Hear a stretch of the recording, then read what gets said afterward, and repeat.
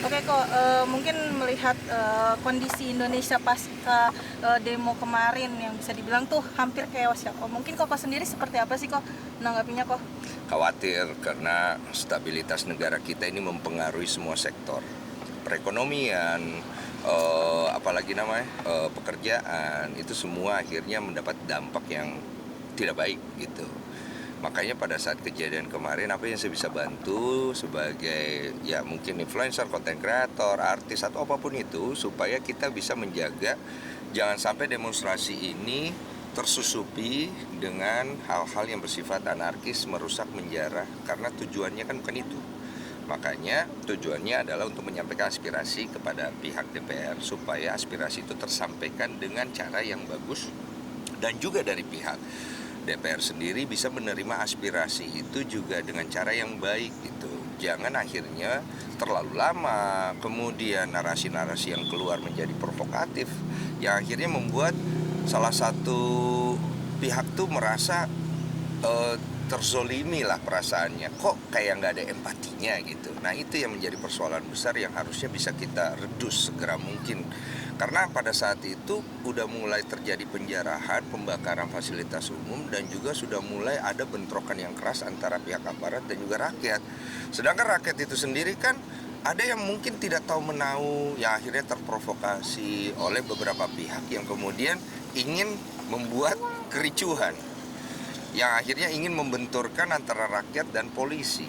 Polisi itu juga sebenarnya kan posisinya dia kan bekerja, menjalankan perintah dengan fungsi menjaga dan melindungi masyarakat. Masyarakat itu kan bukan hanya yang turun demo kan, ada masyarakat lain yang juga dijarah, dibakar, ada yang rusak gerobaknya dan lain-lain gitu. Dan korban bukan hanya jatuh dari pihak rakyat kan, ada juga dari pihak kepolisian. Bahkan ada rakyat di Makassar yang akhirnya meninggal dunia di mana pelakunya diduga datang dari pihak demonstran, entah siapa, oknum-oknum siapa gitu. Jadi harusnya sih menurut aku jangan sampai sejauh itu. Dan untungnya pada saat tanggal 1 udah mulai kondusif di mana teman-teman influencer lain yang bersuara untuk jaga persatuan kita, jangan dibentur-benturkan, itu bisa memberikan impact yang positif ya.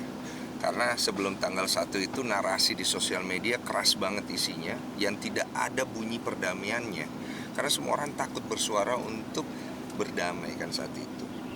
Kalau 17 plus 8 sendiri, kalau sendiri milih setuju nggak dengan tuntutan yang diberikan kepada anggota DPR tersebut? 17 plus 8. Kalau dilihat dari tuntutannya sebenarnya itu kan aspirasi yang mewakilkan masyarakat. Tapi apakah itu mewakilkan keseluruhan dari masyarakat, pasti menjadi pro kontra. Karena yang aku lihat paling bold di situ adalah undang-undang perampasan aset. Itu yang paling menjadi hal yang paling bold. Kemudian kebijakan-kebijakan lain berupa tunjangan yang harusnya tidak segitu gitu. Nah, ini kan akhirnya jadi pro kontra juga ya. Menurut aku sih sebenarnya isi daripada tuntutan aspirasi masyarakat itu harus dipahami juga konteks perundang-undangan dan konstitusinya bekerja seperti apa.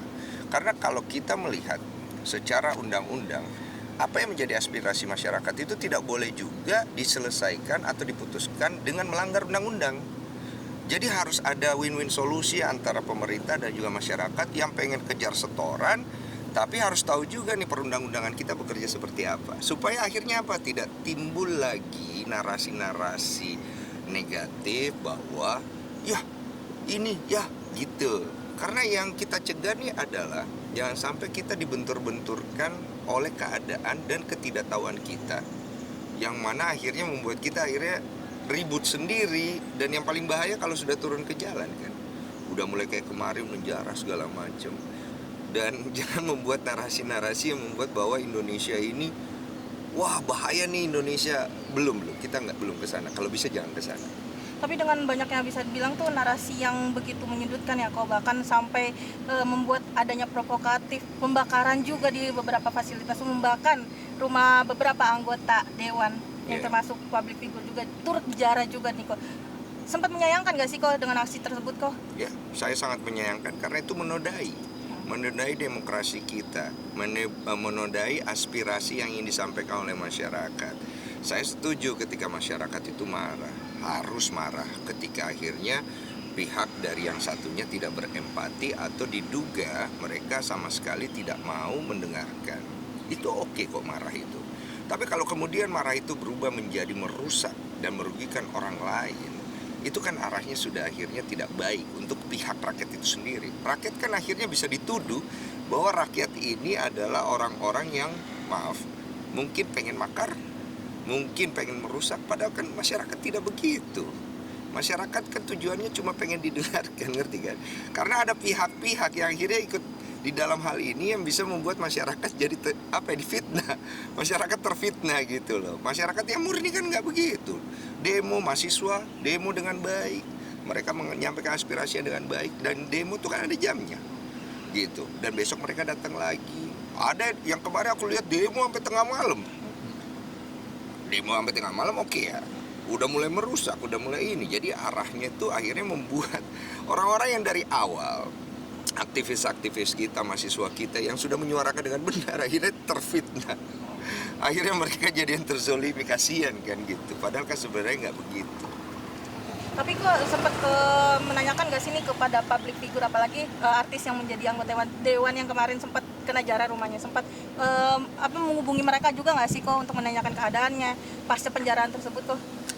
Kebetulan memang sempat berkomunikasi, di mana cukup gue menyampaikan empati pastinya, tapi gue tidak bisa membenarkan ya apa yang menjadi keresahan masyarakat. Ya itu gue sampaikan juga pada mereka, ya enak gak enak lah ya.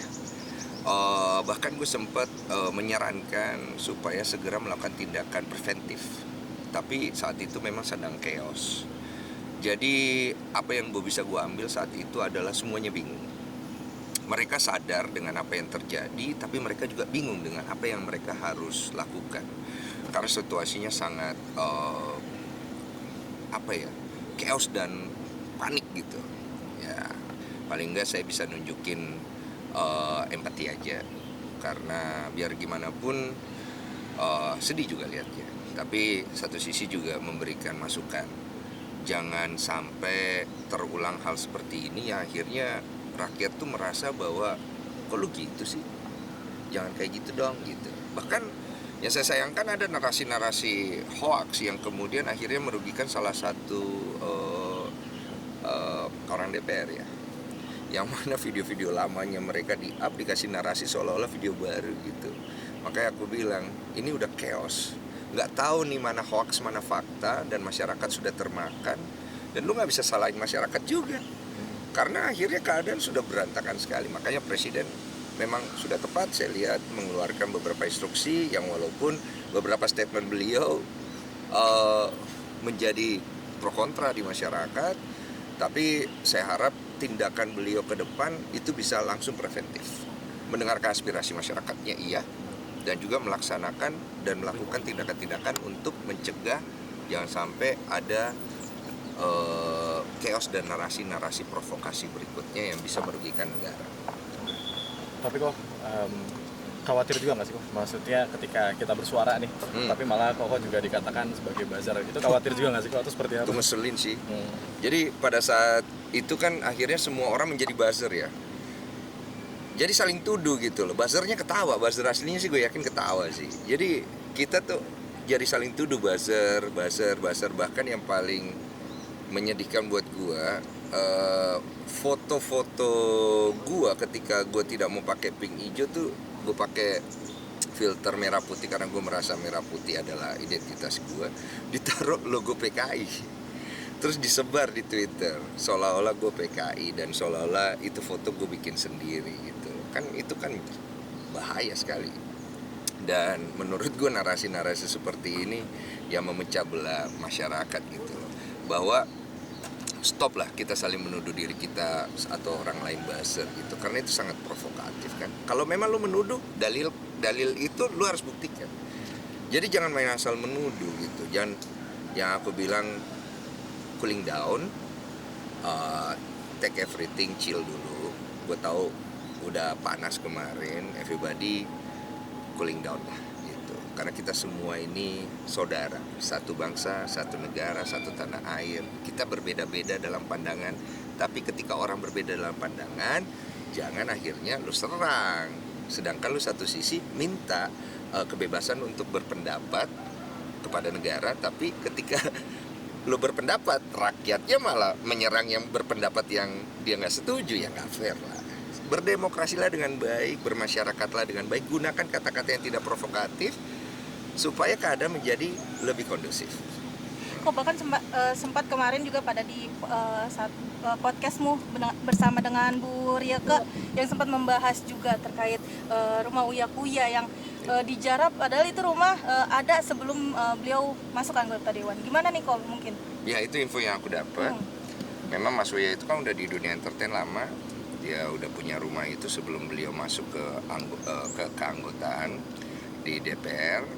Cuman kayaknya sih Mas Eko itu lebih kepada pelampiasan amarah, di mana beliau itu terkesan meremehkan keresahan masyarakat yang sudah mulai marah. Bukan masalah beliau itu ngambil duit sih atau korupsi, tapi lebih kepada kemakan dengan isu-isu, narasi-narasi yang dibuat di beberapa platform seolah-olah beliau itu kayak ngejek ya kan, dengan video-video lamanya dinaikin. Akhirnya